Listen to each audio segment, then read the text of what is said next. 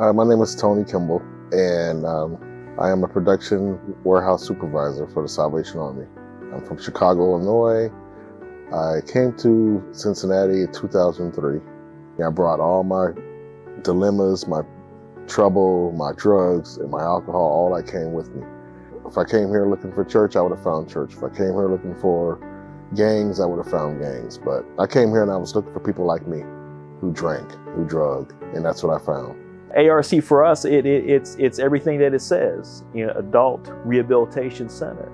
You're talking about men and women, for whatever reason, who have come from all walks of life and have had some unfortunate circumstances happen. Unfortunately, because of drugs and alcohol, led them down to some paths, that I'm sure that they never thought they would have to endure. The Adult Rehabilitation Center is a great program of the Salvation Army that it works to heal the mind, the body, the soul of those that it serves.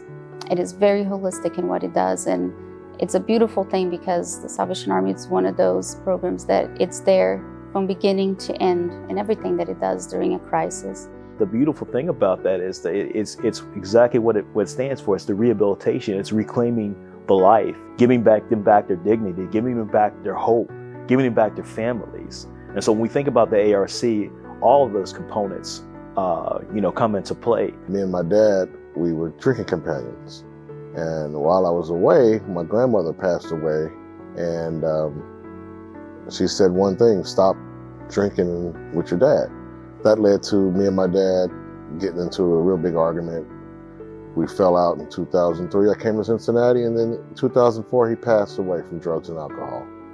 The thought of what my grandmother said hit me, and I had a moment of clarity, and checked myself in to the hospital. I detoxed. I stayed sober for 11 years. And then I went home to bury my aunt. I had one glass of wine, and the cycle turned back around. You have the 30-day program and the 90-day program, and those may work. But I think that you have to have a comprehensive 6-month or longer program to be able to not only teach the men and the women, how to have a better life, without drugs and alcohol. I think the spiritual component is also extremely important as well, though, too, because they have to be able to look and say, okay, I was broken, I was beat down, I was hopeless, I didn't have necessarily a relationship or a spiritual component in my life. Well, now that I've been introduced to God, I know that God loves me. I know that I am worth more than these drugs and alcohol. I surrendered. I threw my hands up, walked out of the place. Tried to go back to the hospital, but they wouldn't take me again. It's like, you got to try something else. And they said the Salvation Army. I've heard of it.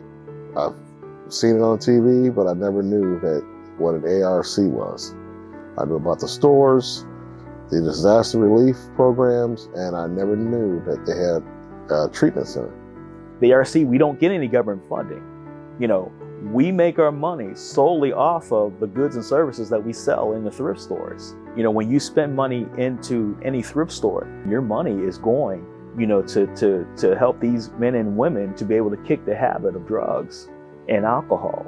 I walked up those steps, skinny, small, underweight, unbrushed teeth, everything. I was just a mess. That was in 2018, and here it is 2021, and I'm still affiliated with them. When you think about the ARC and all that it does, it does bring hope. And I know for a fact that out of a lot of the other programs, our success rate is great because we take a holistic approach to battling this demon of drugs and alcohol. It's holistic in its work, with therapy groups and individual counseling and spiritual direction and the life skills that they develop. It's a beautiful thing when you see them come back. I found what I was missing. I was once told, when you walk out of the church, God doesn't stop loving you. So when you walk out of the church, don't stop loving God. And I was putting God on a shelf and say, I got this, instead of keeping him with me as I leave, keeping him with me every day, praying in when I get in the car, blessing my food, loving others. And I learned all those things here at Salvation Army.